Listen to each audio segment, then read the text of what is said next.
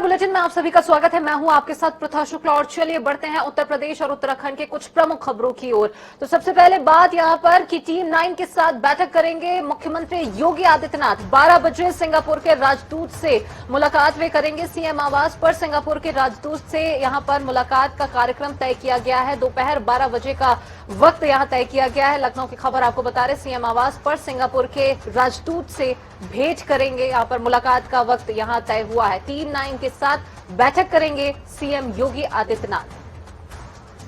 तो 12 बजे सिंगापुर के राजदूत से वे मुलाकात करेंगे। कई मसलों को लेकर, मुद्दों को लेकर बातचीत यहां पर होगी। सीएम आवास पर सिंगापुर के राजदूत से वे मुलाकात करेंगे। दोनों दिग्गजों के बीच बातचीत यहां पर होनी है दोपहर 12 बजे। खबर दिल्ली की, जहां पर राष्ट्रपति चुनाव के लिए ममता बनर्जी ने बैठक बुलाई है। ममता बनर्जी ने विपक्षी दलों की एक बड़ी बैठक बुलाई है। इस बैठक में अखिलेश यादव, जयंत चौधरी शामिल होंगे। बैठक में बसपा सुप्रीमो मायावती नहीं शामिल होंगी। राष्ट्रपति चुनाव को लेकर बंगाल सीएम ममता बनर्जी ने बैठक बुलाई है। विपक्षी दलों की बैठक में कांग्रेस भी हिस्सा लेगी। ममता बनर्जी शरद पवार से मुलाकात उन्होंने की है, उन्होंने मिले हैं। और वहीं ममता बनर्जी और वाम नेताओं ने मंगलवार को एनसीपी प्रमुख शरद पवार से अलग अलग मुलाकात और उन्हें राष्ट्रपति चुनाव के लिए संयुक्त विपक्ष का उम्मीदवार बनाने के लिए कोशिश की। सीपीआईएम महासचिव सीताराम येचुरी ने उनसे मुलाकात के बाद कहा कि पवार ने हालांकि इनकार कर दिया है।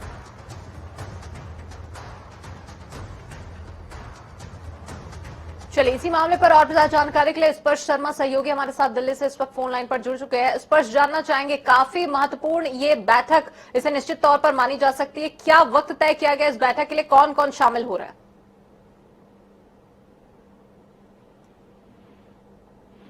स्पर्श, आवाज मिल पा रही है आपको हमारी?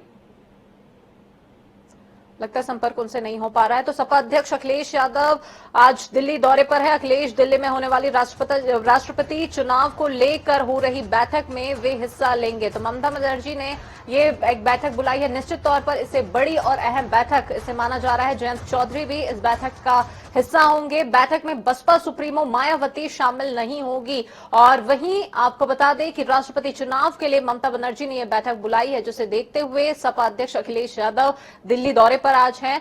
और वहीं आपको बता दें कि इस बैठक में बसपा सुप्रीमो मायावती शामिल नहीं होंगे। स्पर्श हमारे साथ एक बार फिर से जुड़ चुके हैं। स्पर्श, जानना चाहेंगे क्या कुछ इस बैठक का वक्त तय किया गया है और कौन कौन इसमें शामिल हो रहे हैं? देखिए, दोपहर 3 बजे कॉन्स्टिट्यूशन क्लब में ममता बनर्जी की तरफ से बैठक बुलाई गई है। 30 से ज्यादा विपक्षी दलों को इस बैठक का न्योता जो है दिया गया था। हालांकि अब जानकारी ये है कि आम आदमी पार्टी इसमें शामिल नहीं होगी, बीएसपी इसमें शामिल नहीं होगी। हालांकि अखिलेश यादव जो है इस बैठक के लिए शामिल होने के लिए दिल्ली पहुंच रहे हैं। उसके साथ साथ कांग्रेस इस बैठक में शामिल होती हुई नजर आएगी। और राष्ट्रपति चुनाव के लिए किस तरीके से विपक्षी दलों की जो रणनीति है वो रह सकती है, इसको लेकर मंथन जो है आज इस बैठक में जो है होता हुआ नजर आएगा। तो ऐसे में अगर हम राष्ट्रपति चुनाव के संदर्भ में भी बात करते हैं तो 18 जुलाई को इसके लिए मतदान होना और 21 जुलाई को इसके लिए जो मतों की गिनती है वो होनी है। तो जो विपक्षी दल है वो अब जो है एकजुट कहीं ना कहीं जो है दिखना चाहते हैं, ताकि राष्ट्रपति पद का जो उम्मीदवार है वो जो है विपक्षी दलों की तरफ से भी जो है कहीं ना कहीं दिया जाए। चलिए, बिल्कुल, तमाम जानकारी के लिए बहुत शुक्रिया स्पर्श आपका। तो रणनीति यहां पर तैयार की जाएगी, लेकिन वहीं आम आदमी पार्टी ने इस बैठक से किनारा कर लिया है। वहीं बसपा सुप्रीमो की भी अगर बात करें, बसपा की अगर बात करें तो इन्होंने भी, इस पार्टी ने भी किनारा इस बैठक से कर लिया है। बहरहाल अभी जो खबर मिल रही, सपा अध्यक्ष अखिलेश यादव इस बैठक में शामिल होंगे और आज इसी बैठक में शामिल होने के लिए वे दिल्ली रवाना होंगे। चलिए बढ़ते हैं अगली खबर की ओर। तो 23 जून को रामपुर लोकसभा सीट पर उपचुनाव होने हैं। चुनावी रण में बीजेपी और समाजवादी पार्टी की सीधी टक्कर है। ऐसे में सपा के कद्दावर नेता आजम खान सपा प्रत्याशी आसिम राजा के लिए रोज जनसभाएं वोट मांग रहे हैं। और वहीं देर शाम शहर स्थित शाह खजान खां पर जनसभा को संबोधित करते हुए उन्होंने विपक्षी दल बीजेपी पर कोई टिप्पणी नहीं की, बल्कि अपने चित पुराने अंदाज में उनकी तलखी सीधे रामपुर के नवाबों पर देखने को मिली है। इसके साथ ही उन्होंने जेल में बीते लम्हों का भी जिक्र किया है।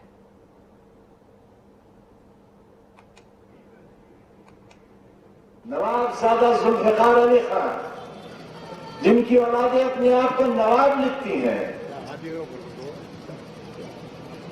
जो 3000 वोट पाते हैं, इससे ज्यादा तो रामपुर में हिजड़े होंगे जितना वोट उन्हें मिला।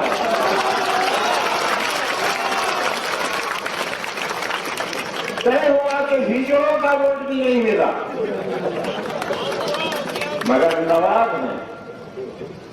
इसलिए नवाब है कि हामिद मंजिल में एक तरफ नाचने वाली नाचती थी और एक तरफ हमारा नवाब नाचता था। नाचने वाली बेहोश होकर गिर जाती थी, हमारा नवाब फिर भी। मुजफ्फरनगर की खबर है, जहां पर दौरे पर संघ प्रमुख मोहन भागवत श्री कृष्ण मंदिर के 65वें स्थापना दिवस पर वे पहुंचे। मंदिर में पूजा अर्चना उनकी ओर से की गई और इसके बाद संत सम्मेलन में वे मौजूद होंगे। संघ कार्यकर्ताओं की संवाद करेंगे। मोहन भागवत संघ प्रमुख के दौरे को लेकर पुलिस मोड में यहाँ नजर आ रहे। तो मोहन भागवत का आज यहाँ का मुजफ्फरनगर का दौरा है और वहीं संघ के कार्यकर्ताओं से भी वे भेंट मुलाकात करेंगे। बैठक उनकी ओर से किया जाना है और वहीं उनके इस दौरे को देखते हुए पुलिस भी अलर्ट मोड पर है। चलिए इसी मामले पर और भी ज्यादा जानकारी के लिए पवन अग्रवाल सहयोगी हमारे साथ फोन लाइन पर जुड़ चुके हैं। पवन, जानना चाहेंगे मोहन भागवत का दौरा क्या वक्त तय किया गया है, क्या कुछ अपडेट उनके इस दौरे से संबंधित?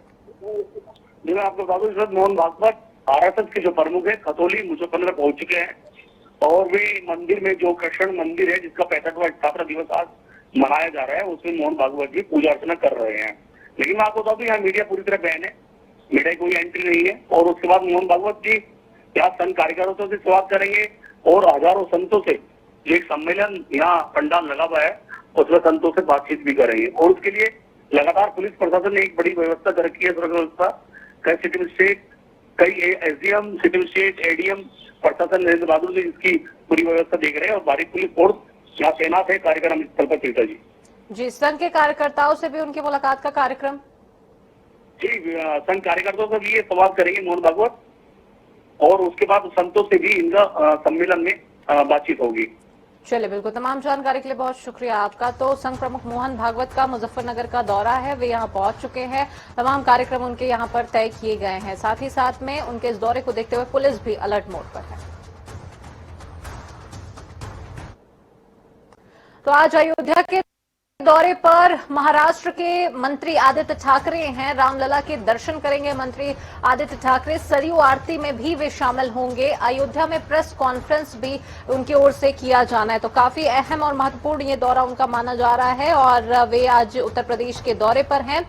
साथ ही तमाम कार्यक्रम यहां उनके लिए तय किए गए। अयोध्या में प्रेस कॉन्फ्रेंस उनकी ओर से की जाएंगे। पुलिस अलर्ट मोड पर है, सुरक्षा के पुख्ता इंतजाम किए गए हैं। आज अयोध्या पहुंच रहे हैं महाराष्ट्र के मंत्री आदित्य ठाकरे। तो रामलला के दर्शन करेंगे आदित्य ठाकरे और साथ ही साथ सरयू नदी में आरती में भी वे शामिल होंगे। तो आदित्य ठाकरे के दौरे को देखते हुए सुरक्षा के पुख्ता इंतजाम किए गए हैं। चौबंद व्यवस्था यहाँ पर की गई है। प्रेस कॉन्फ्रेंस उनकी ओर से किया जाना है। सरयू नदी में आरती में भी वे शामिल होंगे। तो आज उत्तर प्रदेश पहुंच रहे हैं अयोध्या के दौरे पर महाराष्ट्र के मंत्री आदित्य ठाकरे। तो उनके स्वागत के लिए शहर भर में पोस्टर्स यहां पर चस्पा किए गए हैं, बैनर पोस्टर्स यहां पर लगाए गए हैं उनके स्वागत के लिए।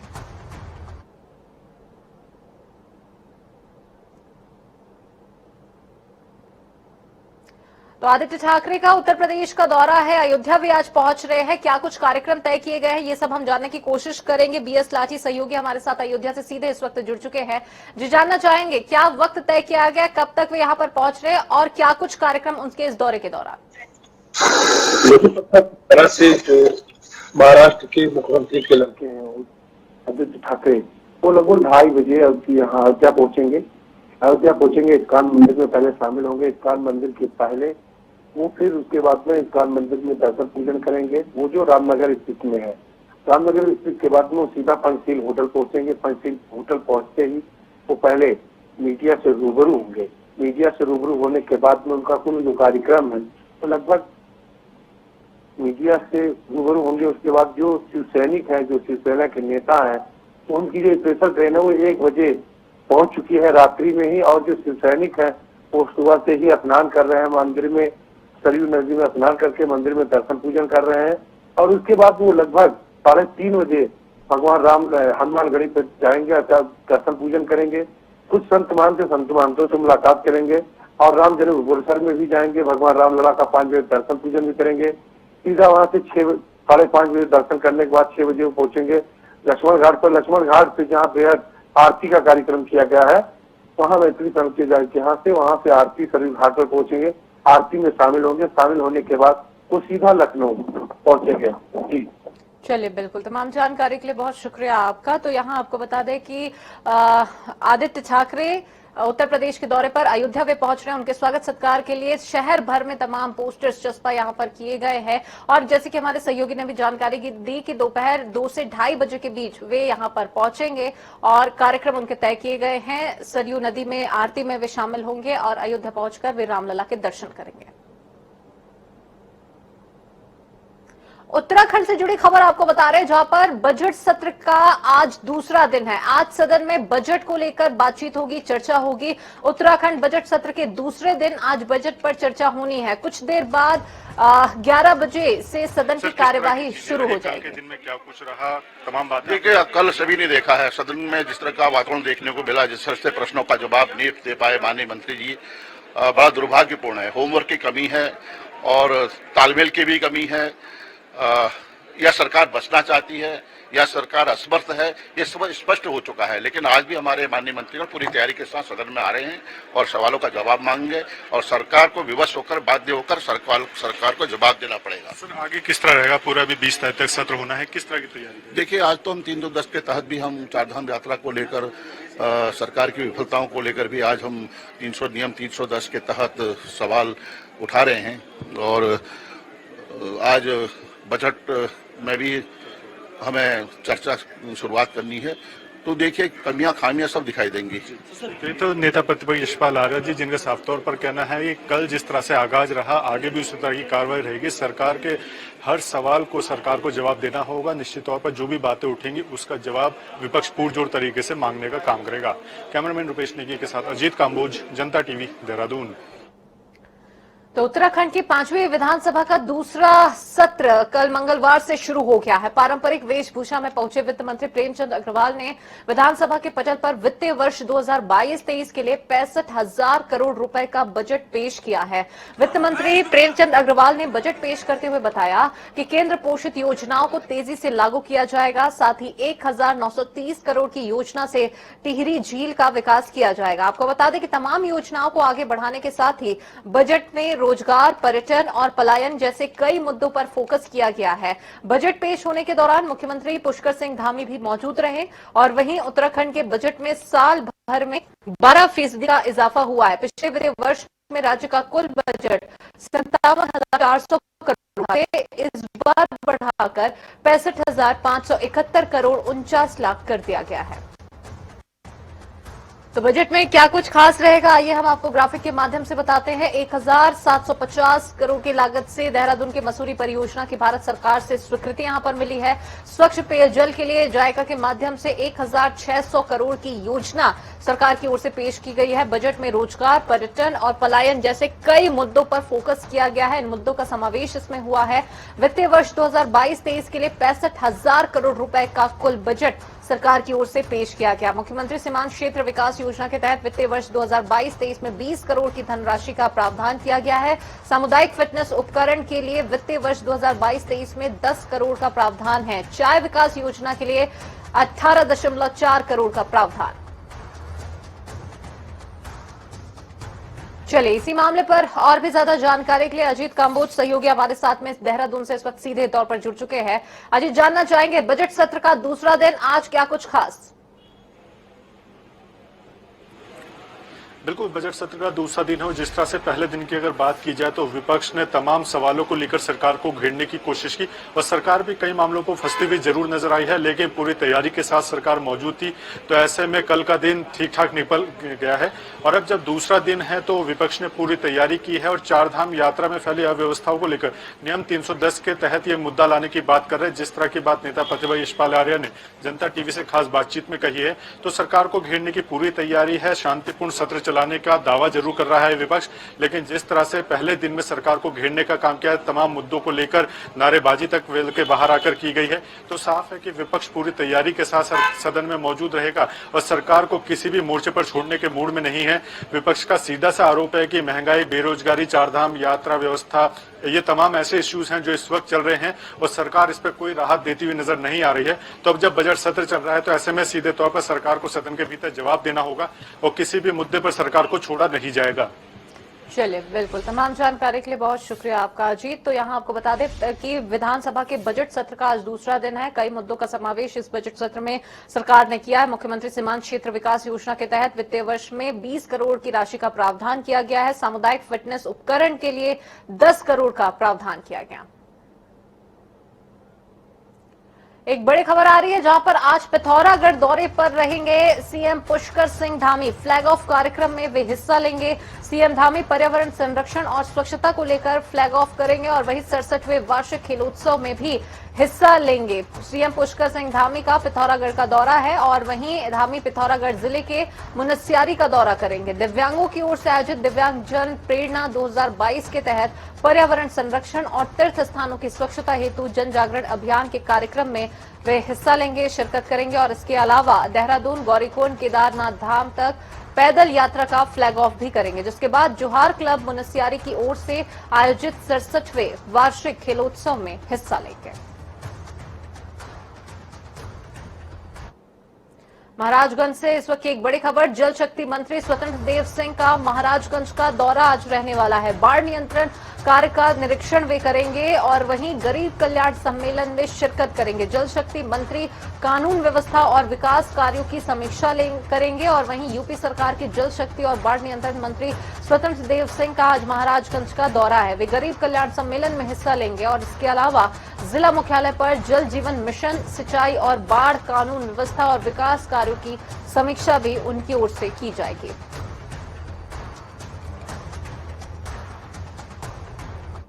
लखनऊ की खबर है, जहां पर जितेंद्र सिंह त्यागी और वसीम रिजवी को एक और झटका लगा है। जितेंद्र सिंह त्यागी के शिया सेंट्रल वक्फ बोर्ड की सदस्यता रद्द कर दी गई है। शासन ने जितेंद्र सिंह त्यागी के बोर्ड की सदस्यता रद्द की है। धर्म परिवर्तन करने से पहले सदस्यता के लिए चुनाव उन्होंने लड़ा था और इसके बाद अब कमेटी ने यह निर्णय लिया है, उन्हें सदस्यता से निलंबित कर दिया गया है।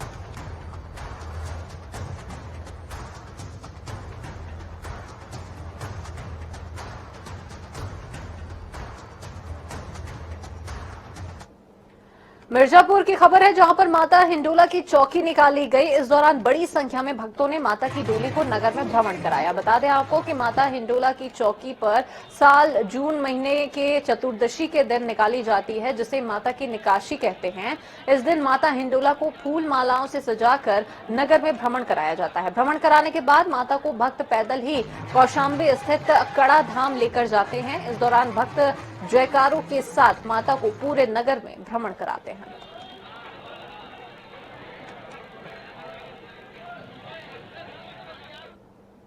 लखनऊ से बड़ी खबर, जहां पर टीले वाली मस्जिद के इमाम हटाए गए हैं। मौलाना फजलुल मन्नान रहमानी को पद से हटा दिया गया है।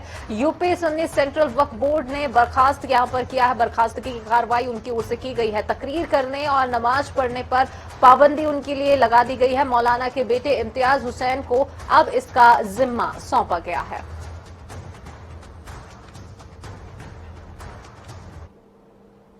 इसी के साथ बुलेटिन में फिलहाल इतना ही। खबरें आगे लगातार जारी। नमस्कार।